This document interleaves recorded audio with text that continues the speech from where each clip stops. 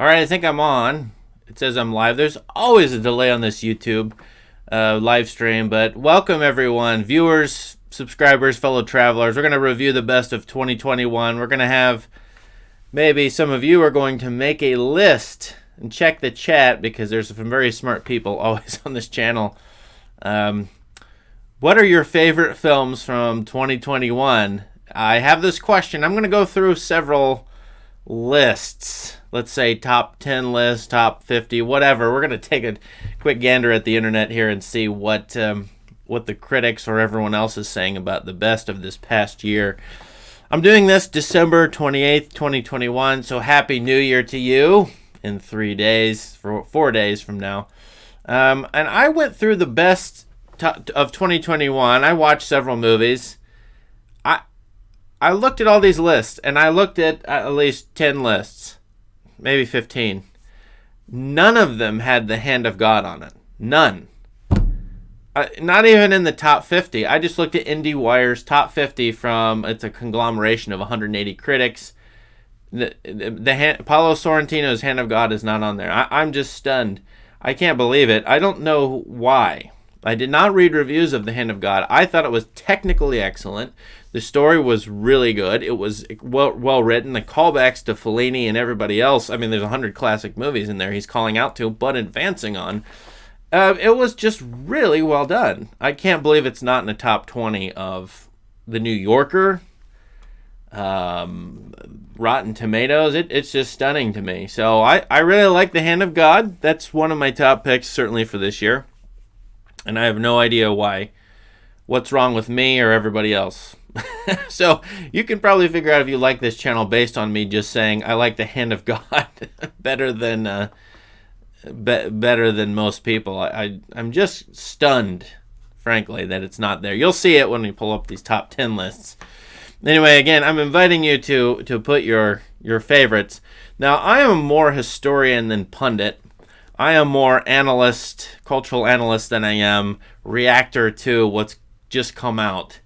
So I did not watch a lot of 2021 movies. I'm not a professional critic. I don't get paid much for this gig. And so I'm looking at the last 5 years, the last 6, 7, 8 years. I was looking back at the year 2019, for example, and looking at how pretty good that year was. So I'm not very good at analyzing what just happened. I don't do that well, but I am more of a historian. I want to take a longer look at things or look back at something. So if I'm not great at 2021, I'll show you that in just a minute. In fact, let's just pull this up. If I can get it up on my screen. Let's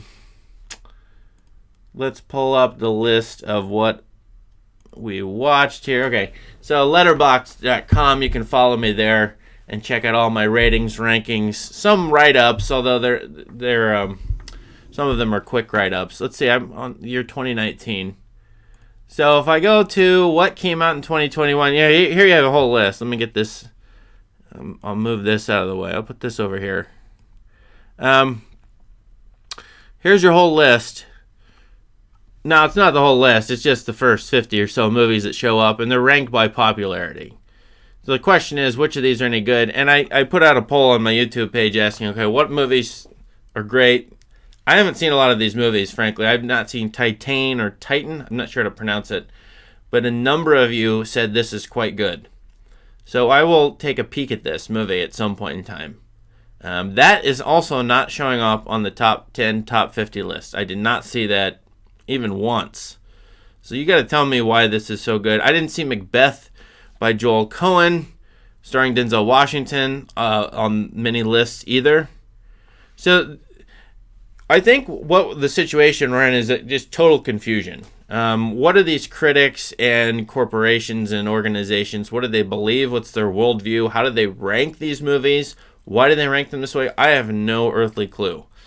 And so I put this out on Twitter. I said, you got to find 3 or 4 individuals, whether it's me or somebody else, who have eccentric points of view. You know their assumptions. You have a clue about their worldview. And you can filter through them what you should watch or what you should try. You look at what they say, because that's the only way to do it these days. Otherwise, you just don't know why the New Yorker is ranking what they're ranking. I have no earthly clue. I can't understand, again, why Hand of God is not somewhere in their top 25. So anyway, that's a caveat. I also did not watch many movies because live in no man's land, and films do not come to my local movie theaters. The French Dispatch did not come. Probably I had to drive 75 minutes to get to it. Okay, so some of us are stuck. While we have streaming, which has become more popular, and finally a few movie studios are releasing things streaming as new releases. And of course Netflix and Amazon, other places do this too. We're still segregated. I mean, some people in big cities get to watch these movies, others of us don't. So I didn't see French Dispatch. I have not seen Licorice Pizza by Paul Thomas Anderson. And so my list is pretty brief. In fact, you're going to look at this and say, oh, well, you didn't watch very much, and I didn't, which is fine because it takes me a few years to watch everything. I actually did watch 31 movies, as it says here, and The Hand of God and Mitchell's vs. Machines are the two movies I would say might last several years. When we look back in 10 years, what movies will people still be watching? I don't know. Maybe Dune. If Dune works out and the sequel is good, or not really the sequel, it's really part 2. Maybe Dune, but I don't know. I mean, I think The Hand of God could be rewatched and will be an interesting movie for directors. I think someone who wants to make a video or make a movie would refer to that because it's technically excellent in every way. It's well written in every way. It's well acted. Okay, I keep saying this. I like the Mitchells versus Machines. The question is, will it still be relevant in 10 years? You know, it's about social media and smartphones. In 10 years, will we have those? I don't know. So it may disappear. I'm not sure.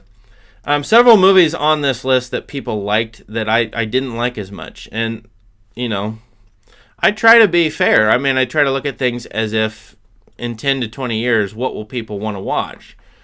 The Power of the Dog, people love that movie. I thought it was very depressing. I thought it didn't matter that it was in the West. It could have been a coal mining town in the 1970s. It didn't really take advantage of its genre, I thought. It was very depressing. Now, literarily, it's quite good. If you want to analyze the characters and the symbols, I mean, it is a feast.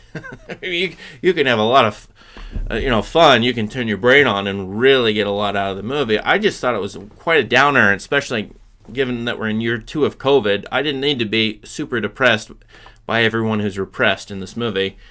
It's one reason I didn't like it, and that's just maybe a personal emotional reaction to it, but it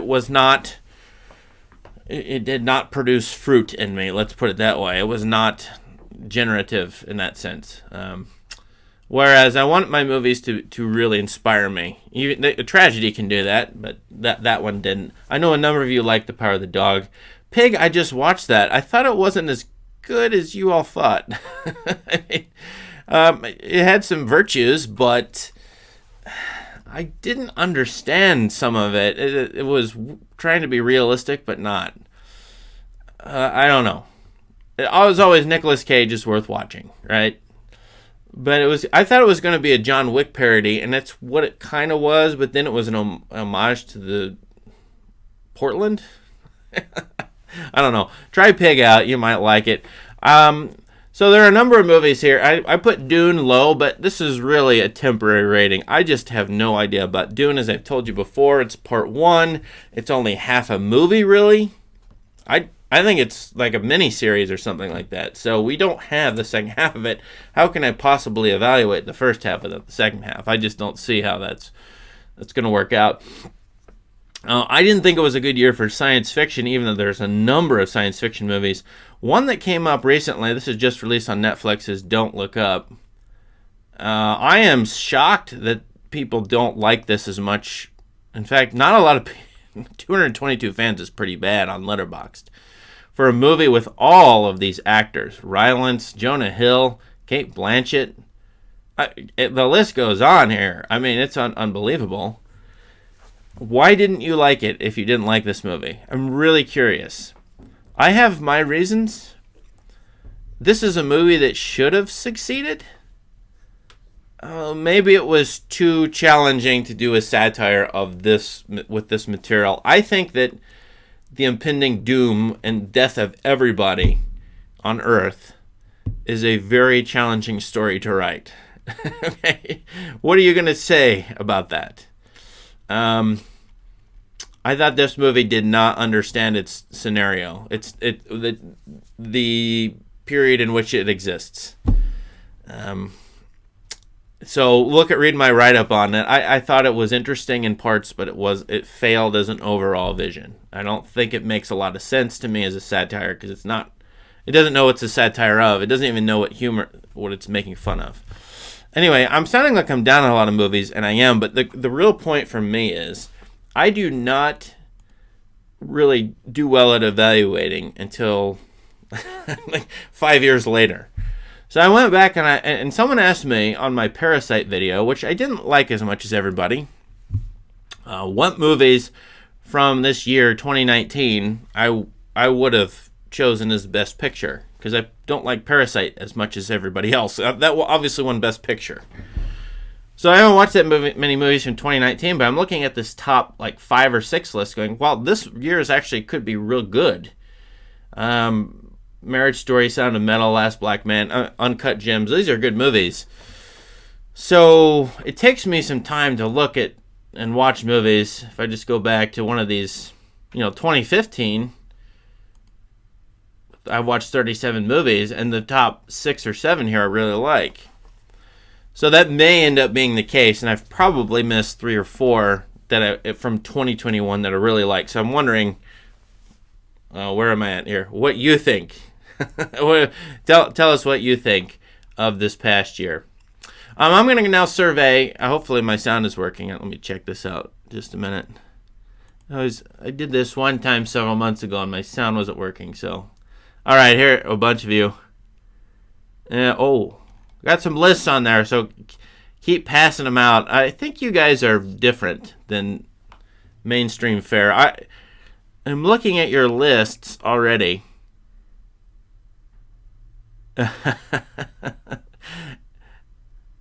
And I think you're going to find this as offensive as I did. Okay, so maybe, I don't know, we'll find out. Here's Rotten Tomatoes. And I just tweeted this out this morning because I really don't pay attention to Rotten Tomatoes at all. I probably looked at the site 5 times this year. But Rotten Tomatoes has gotten to be garbage. Unfortunately, it used to be okay. I went to it, and if something were 80 to 90%, that usually meant it was probably good because people were pickier back then. Right now we're going through a period of ratings inflation, just like product review inflation, just like grade inflation in schools. People are rating things higher and higher, and we're getting to a point where everything is good, according to critics. It's crazy. It's crazy to me, and I can prove that. This is not a feeling. The top 143 movies, right there, from 2021, the year 2020, the top 143 are in 90% fresh. 143 movies? No. The Green Knight, I mean, we can go down and we'll see a bunch in the top, in the upper 80% range as well. But we can scroll. I mean, it's unbelievable to me how many of these get 96% for... there's no way. Now, I like this movie a lot, Judas and the Black Messiah. I thought it was interesting noir. I thought it was more interesting than the Black Lives Matter topic it seemed to be about. And the director has some promise here, so I will be watching his other movies, but there's gotta be more than 4 out of 100 people who don't like this movie. Just no way. You just can't have this much consensus. 97 out of 100 people said they liked Pig. No. I go to Letterboxd, which is a little bit more honest. Some of you, especially following some of you, I can tell you this is not the case. 3 out of 100 people said they didn't like Pig. 97 out of 100 said they did. It's just bizarre to me. So I'm not sure what the heck is going on and why there's so much inflation here, but it's just not worth even going to this anymore. Rotten Tomatoes, I'm sorry, it just doesn't make any sense to me. So there you go with that. Now, I do whatever the average Joe does, like some of you do. We're all average Joes, which is great, or Janes, or whatever your name is. And I went to Google and just typed in best movies of 2021. See up there in the search bar. So then I got to Rotten Tomatoes, and okay, they gave me their list. So I went to New York Times, and it was, we'll just do that. We'll just look at 3 or 4 top lists, okay? Maybe you know these critics, maybe you don't. Summer of Soul, didn't see that documentary about Harlem.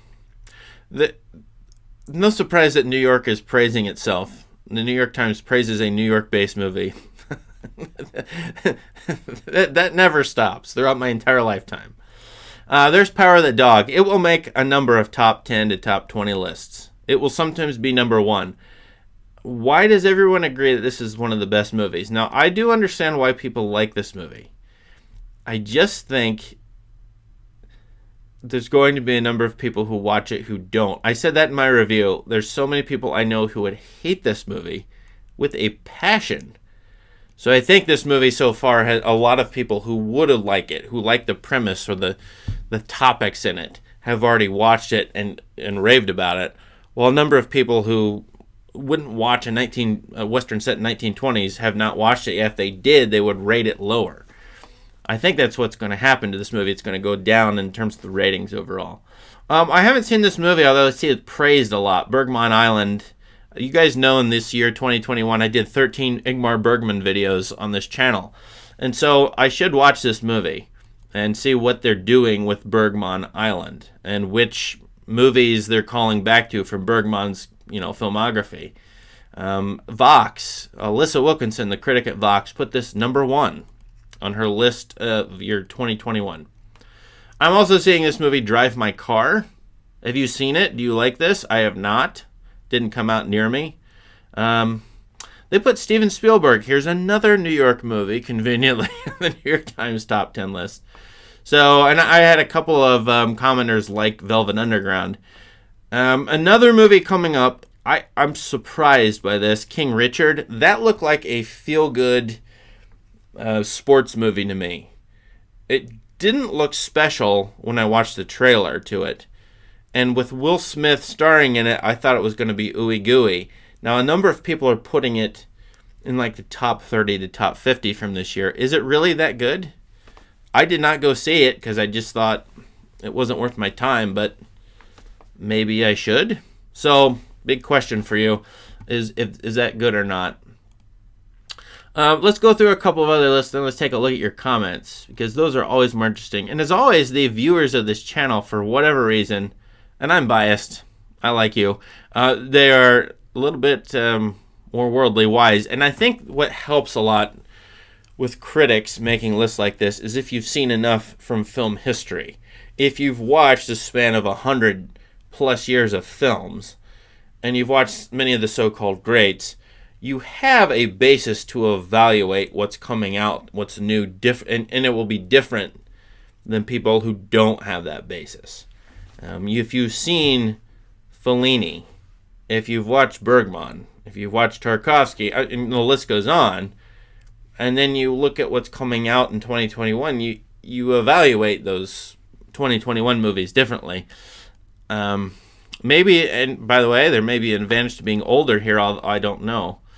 What else do I'll look at Alyssa Wilkinson's list, and then I'll look at IndieWire. So Alyssa, I like her. She's a very nice person. And she puts Bergman Island number 1, right? I like her taste as well in general, although I probably disagree with her half the time. So, Lost Daughter, Maggie Gyllenhaal. Is this any good? I never saw it. When did it come out? Oh, it's coming out on December 31st. That's why I haven't heard of it. Okay, gotcha. I could still maybe get a screener for that. Procession, so documentaries. I'm starting to see people talk about documentaries. The Procession is one. The Alpinist on Netflix is another. It's coming up. She puts Power of the Dog at number 5. this movie is going to be nominated for Best Picture. There's no doubt about it. The Souvenir Part 2 was number 1 on the British Film Institute's list. So, I hate to ask it. Yes, okay, it's a sequel. I was going to ask this question. I never saw The Souvenir. So, should I have watched The Souvenir Part... Oh, yeah. Be sure to watch The Souvenir before you see it. Have any of you seen this? Because the British Film Institute, you know, they put out the Sight and Sound poll. This is number 1. And they did not put The Hand of God in their top 50. So, that discredits them in my mind. Oh, I don't care that much. I didn't see Licorice Pizza, although that's about 60 miles from me and playing in theaters now. West Side Story she liked. St. Maud, I never got to that one, but will. She liked Summer of Soul. So we're seeing some repeats here. Dune, Summer of Soul. Okay. So once you look at a number of lists, you now see, okay, there's about 15 to 20 of these. The Green Knight comes up. We're going through a lot of these. Okay, I like the card counter. I'm sorry I did. I don't even know what to tell you.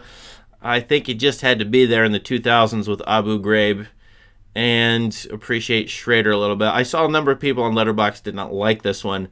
I watched it, and I saw some problems with it for sure. It was... Characterization was off in this movie for some reason. But Schrader might be at his peak in terms of his visual excellence. He seems to be getting better. I mean, I compare this movie to The Comfort of Strangers, you know, from the early 1990s, which is quite good, but he is over the top good here. Really, really good. So I was, yeah, she says it's a stylish film. I liked it, but it's not for everybody for sure.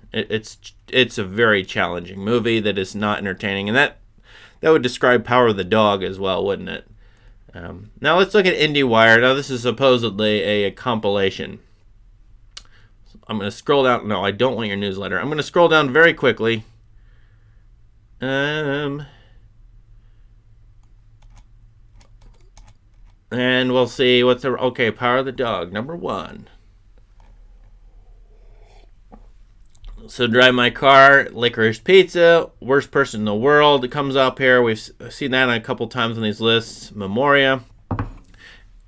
We have to pause here and say there is a vast wealth of movies. I mean, it's easier to make a movie now than ever. There's so many people who love movies, as my channel, my tiny little channel proves, Letterboxd proves. Millions of people around the world, including a lot of young people, and so we're actually probably in a heyday of movie making, and we just don't know it. Complaining about Hollywood formulas, Marvel movies, franchises. I just watched a couple movies from the 1990s, and they just are not good. Blockbusters from the 1990s. My family just turned on The Santa Claus last night. I don't know if you've seen The Santa Claus. And this was a Disney movie with Tim Allen, who was a major star at the time because of his TV show. This is a classic Christmas movie, but it's pretty bad. I mean, the lighting is terrible in this movie. You would not have such bad lighting and the errors made in this movie today. You would not have the editing errors that this movie has. I mean, technically, people in Hollywood and other places, maybe just people on the street making movies and videos, are better at making movies and videos from a technical perspective. From a story perspective, worldview, that's different. But technically, no one would make lighting like this anymore. In fact, the problem that they would have nowadays, they'd make it too bright. They'd make it too festive, too colorful or something like that. But they wouldn't err on the side of ugly, gross lighting for a movie like this, which is one of its many problems. And like I said, this is a blockbuster that made tons of money in 1994. So I think we're in a heyday of movie making, and just people are better overall at making movies. Director, everybody working on a film set, I think. I mean, I look at the decade of the 2010s, and that was a pretty good decade for movies. So we're just looking, this is the top 10 list, or the IndieWire's top whatever list of 2021. I did not see this movie. Did any of you see it? Joaquin Phoenix is in it. It's in black and white. Is that right? And so this could be of interest to you because it's an A24 movie, isn't it? I think it is. So there's a Souvenir, Green Knight, Dune, Pig. So I'm going to say this one more time. I'm just going to beat this to death. There is no way on God's green earth. I mean, the hand of God is so good in every way compared to some of these movies that I've seen. Pig is okay. Pig is not bad. It could be worth watching. Technically, thematically, philosophically, aesthetically, I mean, script-wise, the hand of God is really well done. So that's my taste. And just to let you know, I'm way high on that versus West Side Story, Macbeth. Okay. And Belfast. I did not see Belfast. Kenneth Branagh is hit or miss as a director. You know, he's directed the first Thor movie and a couple of other stinkers in my view, but he's also made some pretty good movies. I wonder about this. I don't know. Did any of you see this? And this, think about how many movies are in black and white now. Macbeth, we just saw. Come on. This movie coming out in theaters, black and white. Really? So we may be seeing a brief resurgence of black and white filmography. It may be a fad for all I know, but that's welcome in my opinion. All right. Well, that's what I've got for you. I don't have a lot. I encourage you again to put up your lists. So the question is, what is your list? Let me make this bigger. Because people on this channel are very good, astute, in many ways. Where should I start here? I'm gonna look at the chat now and talk about it. I've been going for a while here. This is great. Yeah. So a couple of you have said, yeah. Dominic says, "Hey, Dominic, I saw you on Letterboxd, and Don't Look Up you gave half a star to. Why? Why was it that bad? I'm really curious. Now, I thought the Don't Look Up, it had some merits. I mean, DiCaprio is a great actor, no matter what you think. He really plays that nerd astronomer well. I've seen it. I have been around a number of nerd scientists, academic nerd scientists, and he does quite well at that part. Some of the humor in it was funny, so I'm curious as to why people would give that Don't Look Up half a star. Again, I would have expected that to have done better, and it didn't. Was Spider-Man at this? Oh, from the last 5 years. Okay, yeah, gotcha. Yeah, that's a good list. I'm gonna rewatch La La Land pretty soon. I adored Promising Young Woman and Shiva Baby. My best experiences were West Side Story and Eternals. Oh, I liked a part of Eternals. I thought that was pretty. It wasn't as bad as people thought it was, so I was a little bit higher on that one. French Dispatch and Eternals made me want to die. I saw hit or miss reactions to French Dispatch, and maybe it's just Wes Anderson in general. Like, it's a classic, annoyingly cutesy Wes Anderson movie. Was that what the problem was? I'm curious because some people love him and other people don't. And so there you go. Yeah, these are good. So again, I would take a look at this list. My favorites from the past 5 years. Oh, you like Ford versus Ferrari. You and me both. I'm going to do a great movie video on Ford versus Ferrari. That is an underrated movie. It's super thoughtful. It's about a number of great subjects that are relevant to everybody's life. It wasn't just a racing movie. So, yeah, I like that a lot better than most people. The Green Knight. Oh, Saul Goodman is just not like much. That's okay. I like Saul Goodman on. Yeah. Yeah, Rotten Tomatoes tells you that the movie is watchable, not particularly great. Maybe, although I did see several on that list I thought were junk. Palmer is a terrible movie. It's Justin Timberlake stars in it. It was so bad. I I watched it before it came out, and I didn't do a video on it because I didn't want to rag on something that much. So I saw it had 75% on Rotten Tomatoes. Palmer, it came out in early 2021. I thought, no, thank you. Yeah, if you're on Letterboxd, let me know. I try to look at everybody, but I don't see everybody who follows me. There's so much activity on my page. Are you going to review Don't Look Up on Netflix? I did do a write-up on Don't Look Up. I thought about making a video, and then I said I just want to spend Christmas vegging out rather than... Because it came out Christmas Eve. I decided not to make a video on it. I don't think it was going to get any traffic on YouTube. I don't think it was going to get a lot of clicks and hits. And so I just left the write-up there and said, read it. You people like Drive My Car and Come On, Come On. Okay. King Richard is well written, acted, and directed. Okay. That's good to know. I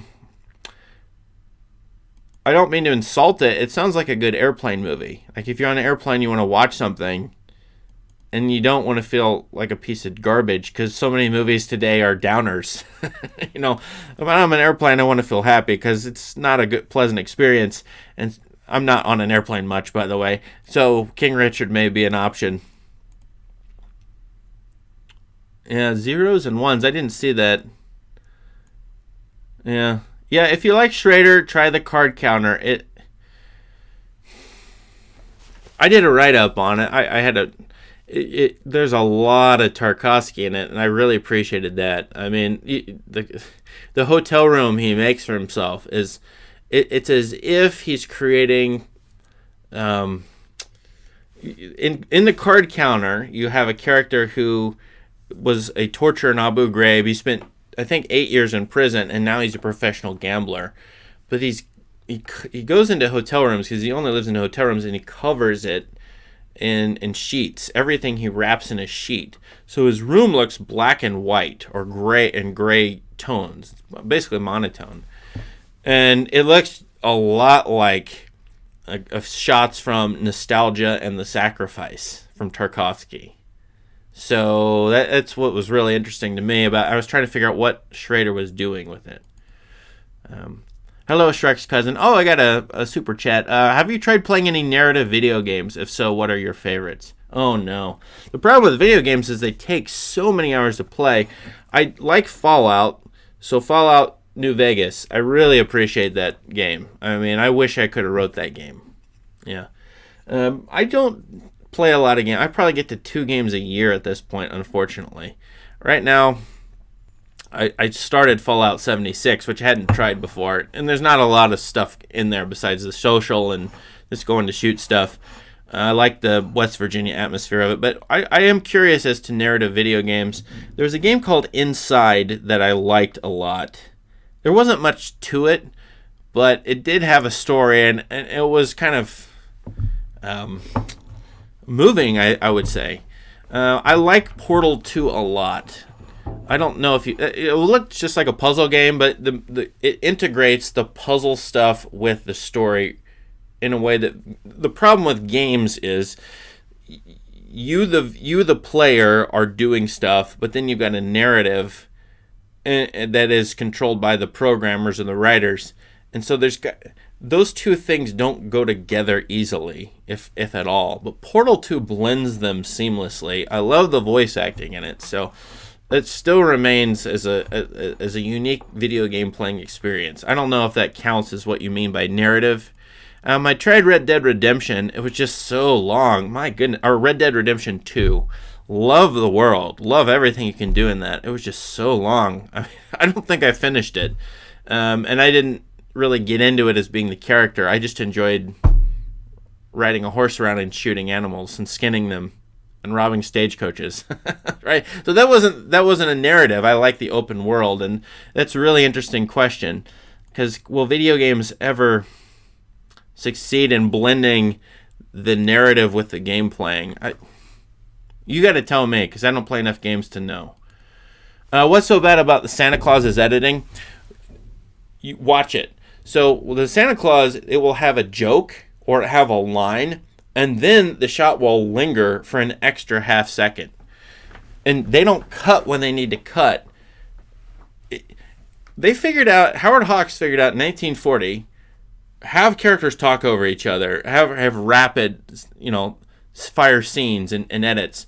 Preston Sturges picked up on that and did it really well. Santa Claus should be more like a Preston Sturges movie than some kind of...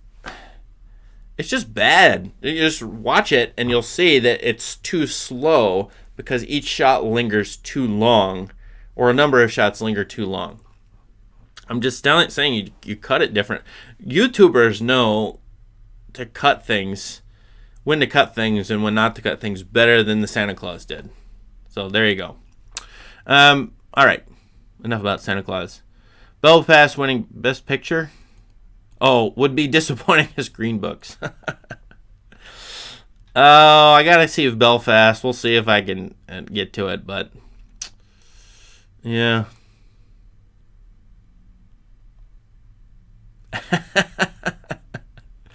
That's City of God is the best movie of all time, in my opinion. I have not seen City of God since it came out, so I should check it out again.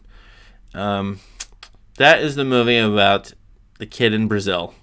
I mean, there's more to it than that, but right? Is that the one you're referencing? Evan Adams. Yeah, this is good. I can't get out of my head. Can't get you out of my head. Another round. The Father is another one I needed to see. Yeah, The Father.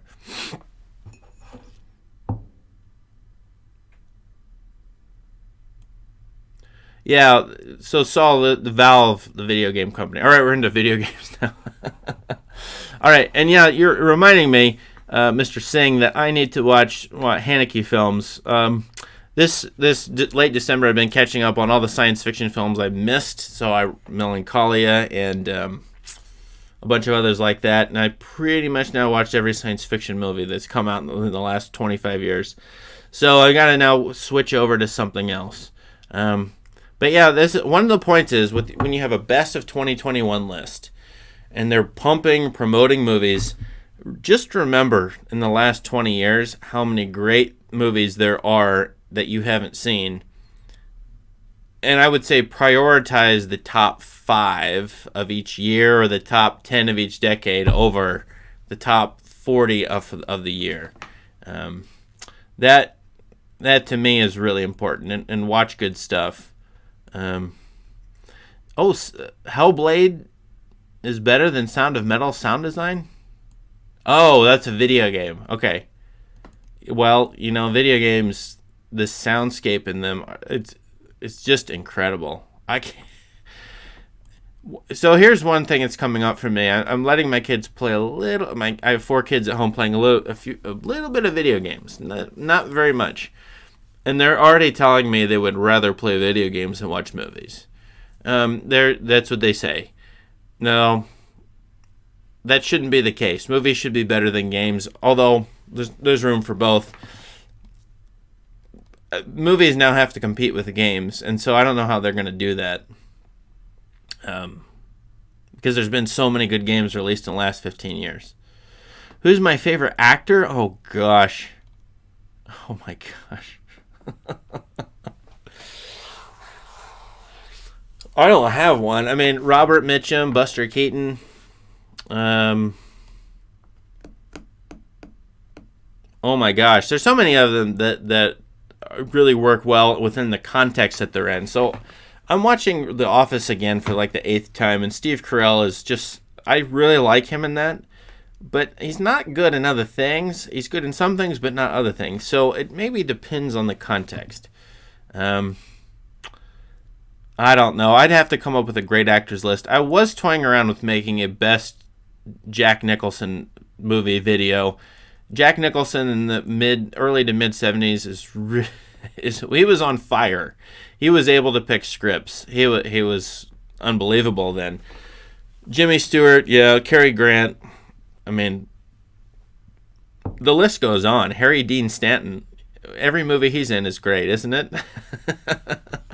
So there's a number of actors like that who I think they make a movie better by their presence. Obviously, Walken is one of those people, know that. And I'm just dealing with males right now. My goodness, there's a number of females as well. So, yeah, The Lighthouse. Oh, one more thing I was going to do before I get going. I was looking at this list. I said this earlier, 2019. Someone asked me about Parasite, right? What would I prefer for Parasite? And I was realizing 2019 was probably a pretty good year for movies, if not really good. Maybe better than this year, a lot better. I don't know. In fact, let me list off some movies. I know a third of these you'll like, a third of these you'll think are okay, a third of these you'll hate.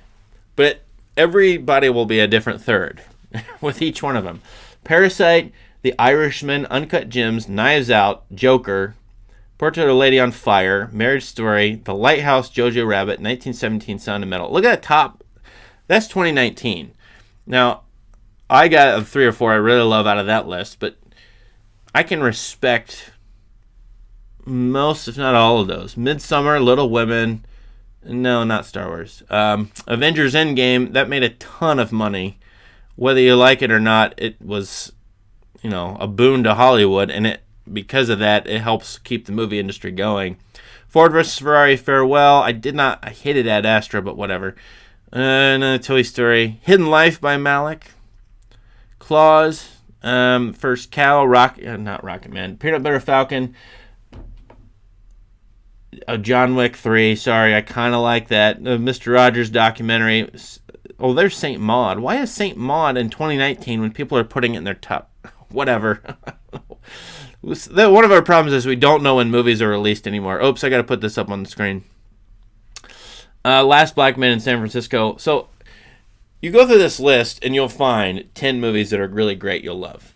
And I have mine, but this is year 2019. I never saw Pain and Glory either. All right, so what's good out of this list? Well, as it turns out, once you start to watch more movies, in retrospect, you'll find that you've watched a bunch from previous years, and then you can really do a top list of films. There's 2016, for example. So I don't put too much stock in the great movies list of this year, although it is helpful to select. So we've said Drive My Car. We've said a number of them that I'm going to try, and I really appreciate the suggestions here. So that's really been helpful. Midsummer is something. I mean, 2019 is astounding. I think 2020. Okay, I'll just look at 2021. I didn't watch that many movies from it, did I? Yeah, I just watched 20 or so.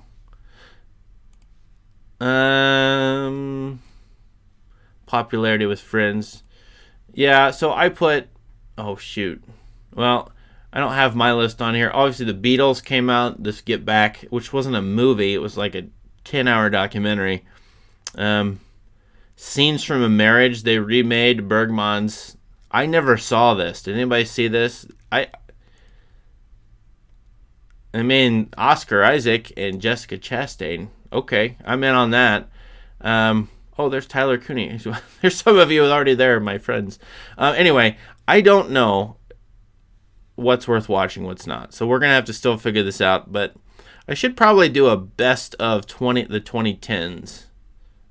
I already did one, but maybe a reevaluation, or maybe go back to each year and look at each year and check it out. Well, as always, there's some great stuff in the comments. I love hearing from you guys. Write to me. Put your lists up. Check me out on Letterboxd. I try to friend you back. I usually do. If you're writing something of substance, I definitely will. Jojo Rabbit is one of the worst movies ever nominated for Oscar. I never saw it, but people keep telling me to watch it. So no. Do I watch Cinefix? I don't. Should I? I am not very good at watching other people's YouTube channels.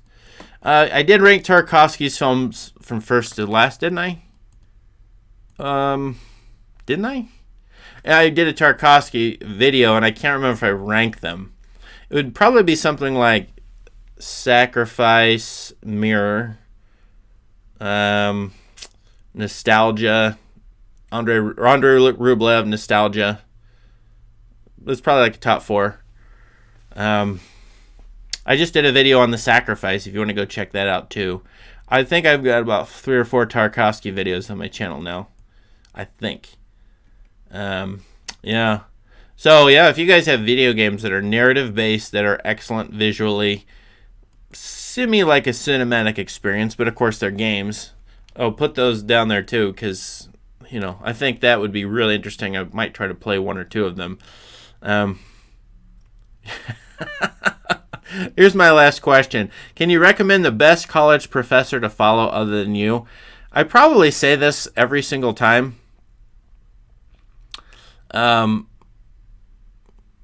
Yeah, I probably say this. I don't watch movie channels. I watch music channels, actually.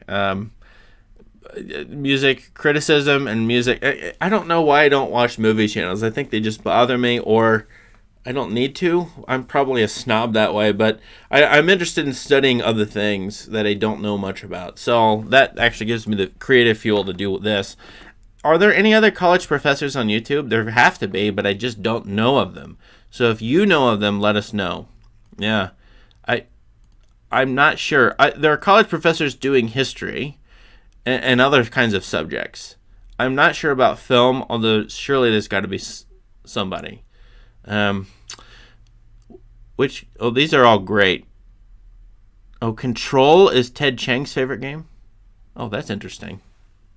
Maybe that's worth checking out. Critics, Pauline Kael and Ebert. I like to read Kurt Loder. I think I like his style of writing.